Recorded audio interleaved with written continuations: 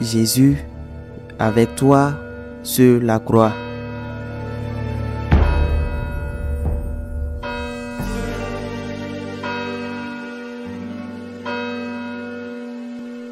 Avant la fête de Pâques, sachant que l'heure était venue pour lui de passer de ce monde à son Père, Jésus, ayant aimé les siens qui étaient dans le monde, les aima jusqu'au bout.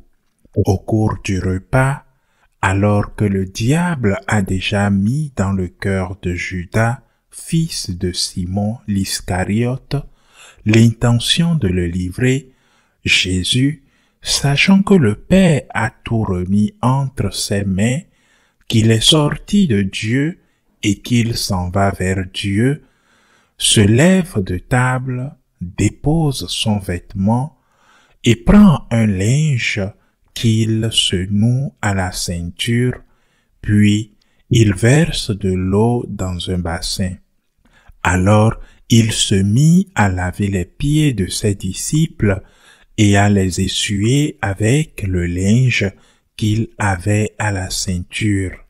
Il arrive donc à Simon-Pierre qui lui dit, « C'est toi, Seigneur, qui me laves les pieds? » Jésus lui répondit, « Ce que je veux faire, tu ne le sais pas maintenant, plus tard tu comprendras. » Pierre lui dit, « Tu ne me laveras pas les pieds. » Non, jamais.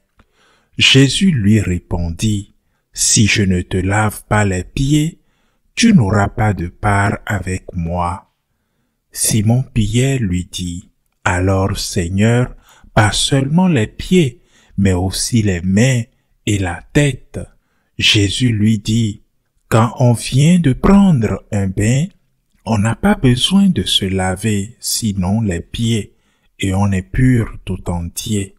Vous-même vous êtes purs, mais non pas tous. » Il savait bien qui allait le livrer, et c'est pourquoi il disait, « Vous n'êtes pas tous purs. » Quand il leur eut lavé les pieds, il reprit son vêtement, se remit à table, et leur dit, « Comprenez-vous ce que je viens de faire pour vous? Vous m'appelez Maître et Seigneur, et vous avez raison, car vraiment je le suis. Si donc moi, le Seigneur et le Maître, je vous ai lavé les pieds, vous aussi, vous devez vous laver les pieds les uns aux autres. C'est un exemple que je vous ai donné, afin que vous fassiez vous aussi comme j'ai fait pour vous. » Acclamons la parole de Dieu. J'ai vécu la majeure partie de ma vie sacerdotale sous le pontificat de Saint Jean-Paul II. J'ai été ordonné prêtre en 1979 et il a commencé à gouverner l'Église en 1978. Et parmi les nombreuses choses que j'ai apprises de lui et que je ne veux pas oublier, il y en a deux dont je veux me souvenir maintenant. Premièrement, il a répété aux prêtres que nous devons nous consacrer à donner des certitudes. Je disais que les gens ont déjà beaucoup de doutes, des doutes de toutes sortes, des doutes économiques, des doutes familiaux, des doutes sur l'avenir du monde. Il faut apporter des certitudes, de l'assurance. C'est pourquoi, à ce stade de ma vie, je refuse d'être ambigu et de distribuer, au nom de je ne sais quel principe, ces insécurités que certains pensent être la meilleure façon d'évangéliser, des incertitudes. Et l'autre chose que Saint Jean-Paul II a dite, c'est quand il nous a demandé à nous les prêtres d'enseigner et de nous dire avant tout, c'est la nécessité de personnaliser notre relation avec Dieu. car bien que le Seigneur se soit fait homme, deuxième personne de la Sainte Trinité, le Verbe s'est fait chair et a habité parmi nous, et a été parmi nous, et pour nous il a donné sa vie. Et le Seigneur dans le Notre Père nous l'enseigne. Il nous enseigne à parler à un Dieu qui est le Père de tous. Il ne dit pas « mon Père », mais il dit « notre Père ».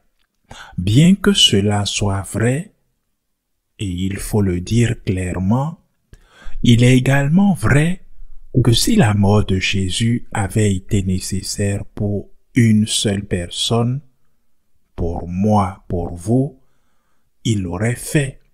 Le fait qu'il soit né, qu'il ait enseigné, qu'il soit mort et ressuscité pour tous, pour nous, pour moi et au sens très large pour le monde entier, n'exclut pas le fait qu'il l'ait fait pour moi. C'est pourquoi, en ce jeudi saint, je voudrais appliquer ces deux principes, certitude et personnalisation. Des certitudes, c'est vraiment arrivé. Il a véritablement consacré le pain et le vin et les a transformés en son corps et en son sang. En vérité, il a institué le sacrement du sacerdoce lorsqu'il a commandé à ses disciples de le faire en mémoire de lui. Et il nous a vraiment enseigné, par exemple, du lavement des pieds et par la parole, il nous a enseigné qu'il n'y a pas de plus grand commandement que de donner sa vie pour ses amis. Il n'y a pas de plus grand amour que celui-ci. Et son commandement est de l'imiter, d'imiter cela, d'aimer comme il nous a aimés.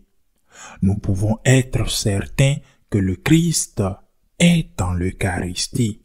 Nous pouvons être certains que le prêtre, non pas en raison de ses mérites, mais in persona Christi, au nom et en la personne du Christ, consacre ce pain et ce vin pour les transformer par le miracle de la transsubstantiation en corps et en sang du Seigneur. Nous pouvons être certains qu'il n'y a pas de plus grand commandement que celui que le Christ nous a enseigné et pratiqué.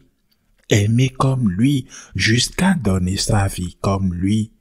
Et il a fait ça pour tout le monde. Il l'a fait pour moi. Il l'a fait pour toi. Pour toi et pour moi, il est resté dans l'Eucharistie. Pour nous, il est resté dans l'Eucharistie pour nous dire « Viens à moi ». Lorsque vous êtes fatigué et accablé, venez à moi, je vous soulagerai. Pour moi, il est resté dans l'Eucharistie pour me donner la force dont j'ai besoin quand j'en peux plus et que je n'en peux plus vraiment. Et quand, après avoir reçu la communion, il se fait chair en moi, je ne le transforme pas en lui, mais c'est lui qui me transforme. Je ne le transforme pas en moi, je veux dire, mais c'est lui qui me transforme. C'est pas moi qui est dans l'Eucharistie, mais c'est lui.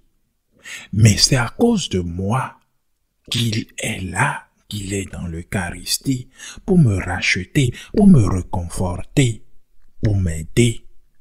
C'est pour moi qu'il a ordonné aux apôtres de répéter comme pour la première fois de manière non slogante mais réelle le sacrifice de la croix. C'est grâce à lui que nous avons la prêtrise. C'est grâce à lui que nous avons les prêtres.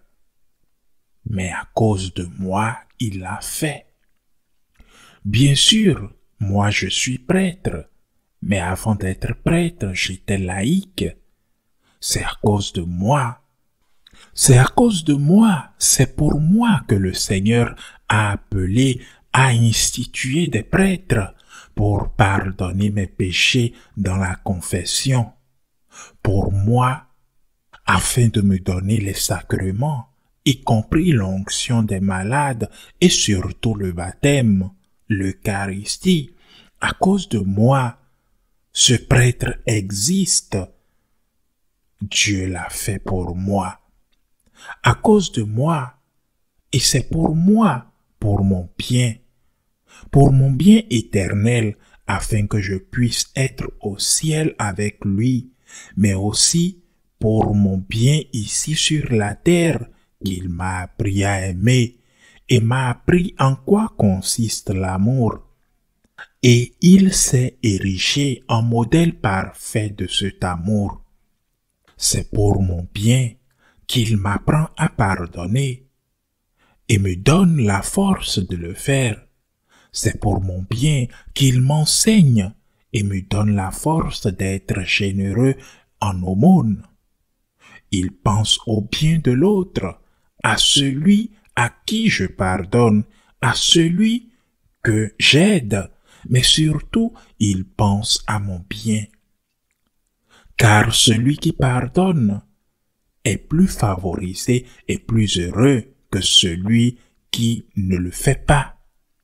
Celui qui donne reçoit plus que celui qui ne donne pas. Il y a plus de joie à donner qu'à recevoir. Et le Seigneur l'a dit et il l'a fait, il l'a démontré. C'est pour moi qu'il m'enseigne le chemin de l'amour. Il n'a pas l'intention de faire un commerce en m'apprenant à aimer, ni de faire du bien aux autres au prix de mon malheur, en m'apprenant à pardonner ou à lui faire l'aumône. Il pense toujours à moi, à mon bonheur ici, à la joie que j'ai ici, à la paix que j'ai ici. Et il pense aussi qu'un jour, je le rencontrerai et que si j'ai fait ce qu'il m'a dit, alors je serai avec lui pour toujours. Car je l'entendrai dire, « Venez, vous qui êtes bénis de mon Père, venez, j'ai eu faim et vous m'avez donné à manger. » Certitude, tout cela est vrai.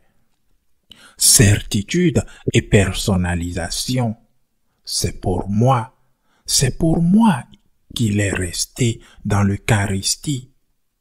Il a appelé et continue d'appeler des prêtres pour moi.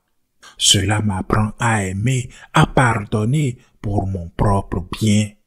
Et si c'est ainsi, si tout cela est si merveilleux, si ces deux sacrements extraordinaires et le nouveau commandement qu'il a enseigné en ce jour glorieux de la commémoration du premier jeudi saint de l'histoire, si tout cela est ainsi et que c'est à cause de moi, que dois-je faire?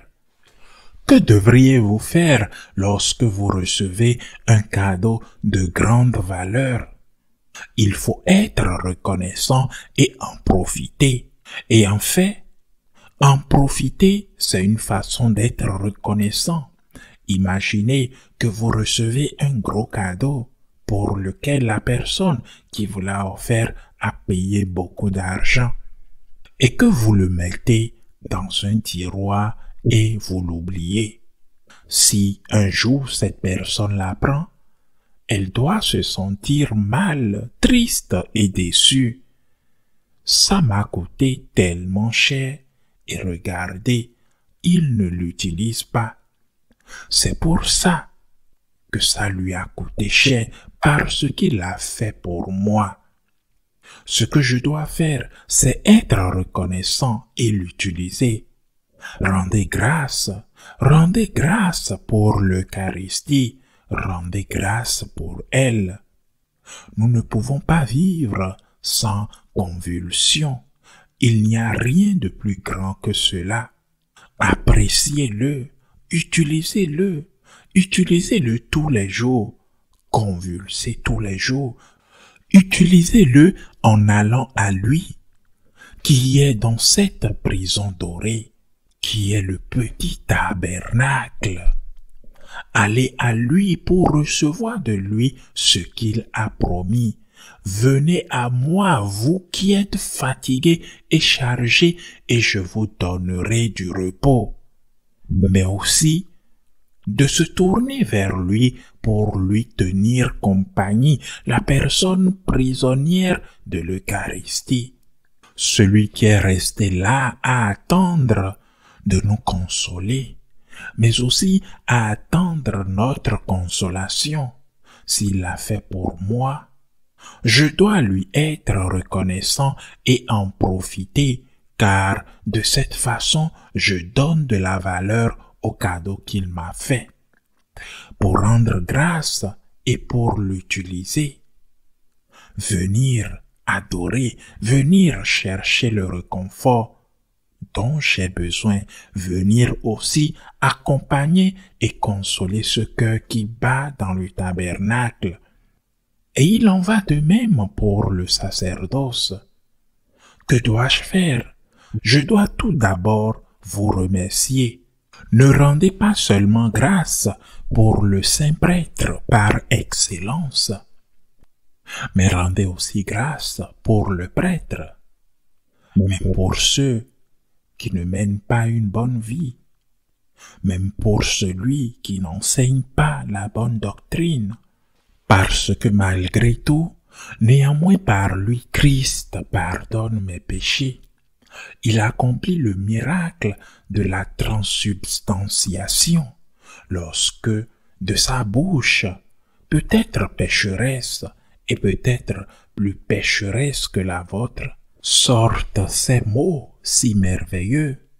Prenez et mangez, ceci est mon corps, livré pour vous. Prenez et buvez, ceci est mon sang, livré pour vous. Rendre grâce pour le sacerdoce, être reconnaissant, c'est vraiment le plus grand service qu'un être humain puisse rendre au reste de l'humanité. Offrez votre propre vie pour que le Seigneur soit à nouveau présent dans l'Eucharistie, pour que la transsubstantiation ait lieu, pour que se produise le renouvellement sans effusion de sang du sacrifice de la croix. C'est quelque chose pour lequel il faut sincèrement être reconnaissant, car il n'y a pas de plus grand service que celui-ci, même s'il pouvait mettre fin à la faim dans le monde. L'homme ne vit pas seulement de pain. Et le pain que je donnerai, dit le Seigneur, qui est l'Eucharistie, est celui de la vie éternelle. Car celui qui mange mon pain et boit mon sang ne mourra jamais. Remerciez et utilisez. Allez chez le prêtre pour vous confesser, même si aujourd'hui il y en a beaucoup qui, malheureusement, ne veulent guère le faire. Je veux dire qu'ils ne veulent guère s'asseoir pour se confesser ou ne veulent guère aller se confesser. Soyez reconnaissants, utilisez le prêtre. Ne le laissez pas seul à la messe, ne le laissez pas se sentir abandonné et inutile, car la messe qu'il célèbre n'est pas inutile, même s'il n'y avait qu'un seul fidèle dans l'Église. Mais il vaut mieux y aller et lui montrer que l'effort qu'il fait en vaut la peine. Et puis, comme nous venons aussi à l'Eucharistie, nous devons aussi venir soutenir le Christ, consoler le Christ et consoler le prêtre. Nous devons aller l'aider. Aidez-le, peut-être avec une critique faite avec amour et faite avec justice, sans exagérer jusqu'au ridicule des choses qui sont mineures. Vous aidez financièrement. Pourquoi tant de prêtres doivent-ils constamment se soucier de l'argent? Pourquoi? Sont-ils devenus ambitieux? Ou bien est-ce que les aumônes des fidèles ne suffisent pas à les nourrir ou à entretenir avec un minimum de dignité cette paroisse, ce temple qui leur a été confié? Aidons avec compagnie et affection. Aidez cet homme qui a renoncé à sa propre famille. Au nom du Christ, vous servir, à pardonner vos péchés, à vous accorder l'union, au mariage, à vous donner l'onction des malades, et surtout à vous donner le pain quotidien, l'Eucharistie, et puis le commandement de l'amour, aimez-vous les uns les autres comme je vous ai aimé. Ce commandement a été rapporté par la bouche de Saint Jean, qui était là et qui le vit s'agenouiller devant les apôtres pour laver ses pieds. Saint Jean l'a compris parfaitement et il nous le relate dans son évangile. Il a compris cette merveilleuse phrase du Seigneur quand le Seigneur disait: si moi, le Seigneur, je vous ai servi de cette manière, vous aussi, vous devez vous servir de la même manière les uns les autres. Aimez comme je le fais, même jusqu'à donner la vie. Et devant ce commandement personnalisé, je dois remercier, mais aussi l'utiliser. Soyons reconnaissants qu'il nous ait appris à aimer. Merci d'avoir placé la barre haute. Il ne nous a pas demandé juste un peu. Il nous a tout demandé. Merci Seigneur de nous avoir tout demandé. Merci d'avoir placé la barre plus haute dans notre imitation. Il nous a enseigné que l'homme est accompli, qu'il est vraiment homme, qu'il atteint la plénitude d'homme lorsqu'il aime, et qu'il n'y a pas de plus grand amour que celui d'aimer sans rien attendre en retour, d'aimer sans condition. Nous sommes reconnaissants qu'il exige tant de nous, qu'il nous dise « Soyez parfaits comme votre Père céleste est parfait ».